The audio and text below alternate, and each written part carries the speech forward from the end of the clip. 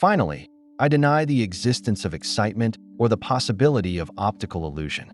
I adhere to the statements regarding form, color, and dimensions contained in my official report to the Admiralty, and I leave them as data upon which the learned and scientific may exercise the pleasures of imagination until some more fortunate opportunity shall arise for making a closer acquaintance with the great unknown. In this instance, most assuredly no ghost. Of course, neither Professor Owen nor anyone else doubted the veracity or bona fides of the captain and officers of one of Her Majesty's ships. Their testimony was all the more significant because it came from men accustomed to the sights of the sea. Their practiced eyes would likely be able to detect the true nature of anything encountered afloat, even if only partially seen, as intuitively as a Red Indian reads the signs of the forest or the trail. Therefore, they were not likely to be deceived by any of the objects with which sailors are familiar. They would not be misled by seals, porpoises, trunks of trees, or Brobdingnagian stems of algae. However, there was one animal with which they were unfamiliar, whose existence they were unaware of, and which, as I have said, was at that time generally believed to be as mythical as the sea serpent itself, namely, the great calamari, the elongated form of which has certainly, in other instances, been mistaken for that of a sea snake.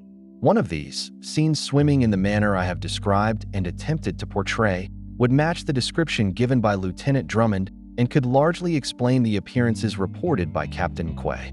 The head long, pointed, and flat on the top corresponds with the pointed extremity and caudal fin of the squid. Head kept horizontal with the surface of the water and in rather a raised position, disappearing occasionally beneath a wave for a very brief interval, and not apparently for purposes of respiration. This is a perfect description of the position and action of a swimming squid. No portion of it perceptibly used in propelling it through the water, either by vertical or horizontal undulations. The mode of propulsion of a squid, the outpouring stream of water from its locomotor tube, would be unseen and unsuspected because submerged. Its effect, the swirl in its wake, would suggest a prolongation of the creature's body. The numerous arms trailing astern at the surface of the water would give the appearance of a mane.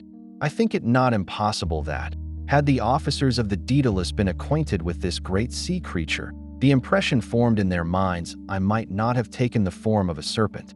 I offer this, with much diffidence, as a suggestion arising from recent discoveries, and by no means insist on its acceptance. For Captain Quay, who had a very close view of the animal, distinctly said that the head was, without any doubt, that of a serpent, and one of his officers subsequently declared that the eye, the mouth, the nostril, the color, and the form were all most distinctly visible.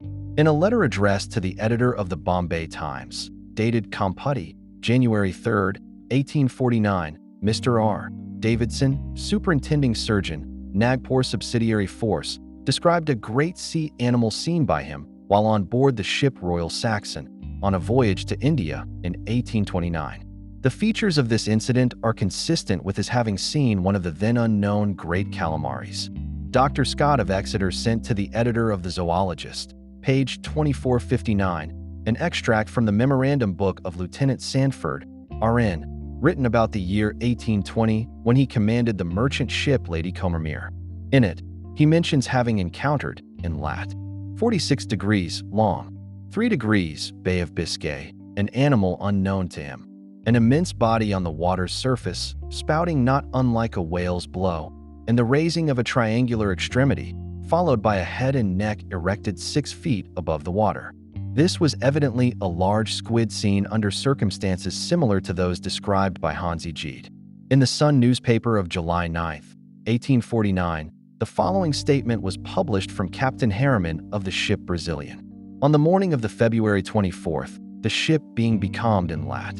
26 degrees south, long, 8 degrees east, about 40 miles from the place where Captain Quay is said to have seen the serpent, the captain perceived something right astern, stretched along the water to a length of 25 or 30 feet, and perceptibly moving away from the ship with a steady, sinuous motion. The head, lifted several feet above the water, had something resembling a mane running down to the floating portion and within about 6 feet of the tail.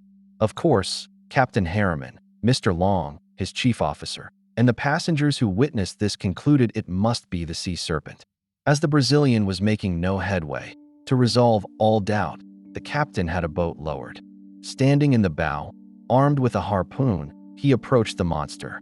It was found to be an immense piece of seaweed, drifting with the westward setting current typical of this latitude.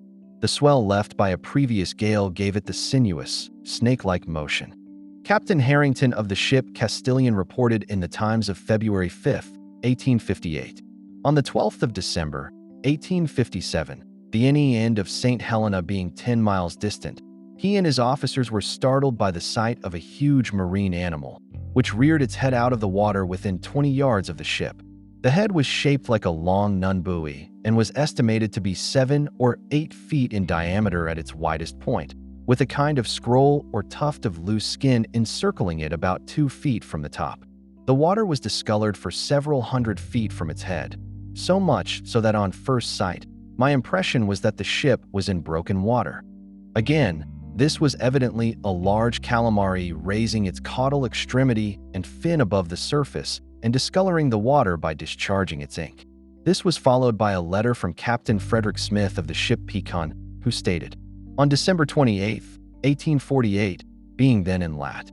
26 degrees south, long, 6 degrees east, about halfway between the Cape and St. Helena, he saw a very extraordinary-looking object in the water of considerable length. With the telescope, he could clearly discern a huge head and neck covered with a shaggy-looking mane, which it kept lifting intermittently from the water. This was seen by all hands and was declared to be the great sea serpent. A boat was lowered, a line made fast to the snake, and it was towed alongside and hoisted aboard. It was a piece of gigantic seaweed, 20 feet long and completely covered with snaky-looking barnacles. So like a huge living monster did it appear that, had circumstances prevented me from sending a boat to it, I would have certainly believed I had seen the great sea serpent. In September 1872, Mr. Frank Buckland published in Land and Water an account by the late Duke of Marlborough of a sea serpent seen several times within a few days in Loch Horn, Scotland. A sketch was provided, which almost exactly matched Pontoppidan's sea serpent, 7 humps or protuberances like porpoises swimming in line, preceded by a head and neck raised slightly above water. Many other accounts of serpent-like sea monsters have been published, but I have space only for a few of the most remarkable. On January 10, 1877, the following affidavit was made before Mr. Raffles, magistrate, at Liverpool. We, the undersigned officers and crew of the bark Pauline of London, do solemnly and sincerely declare that, on July 8, 1875, in lat. 5 degrees 13 minutes south, long, 35 degrees west, we observed 3 large sperm whales, and one of them was gripped around the body with 2 coils of what appeared to be a huge serpent. The head and tail extended beyond the coils by about 30 feet, and its girth was 8 or 9 feet. The serpent whirled its victim round and round for about 15 minutes, then suddenly dragged the whale to the bottom, head first. Signed, Geo. Drevar, Master, Horatio Thompson, John Henderson Landells, Owen Baker, William Lawarne. Again, on July 13th, a similar serpent was seen about 200 yards away, shooting itself along the surface, its head and neck out of the water by several feet. This was seen only by the captain and 1 ordinary seaman. Signed, George Drevar, Master. A few moments later, it was seen some 60 feet elevated perpendicularly in the air by the chief officer and the following seamen: Horatio Thompson, Owen Baker, William Lawarne.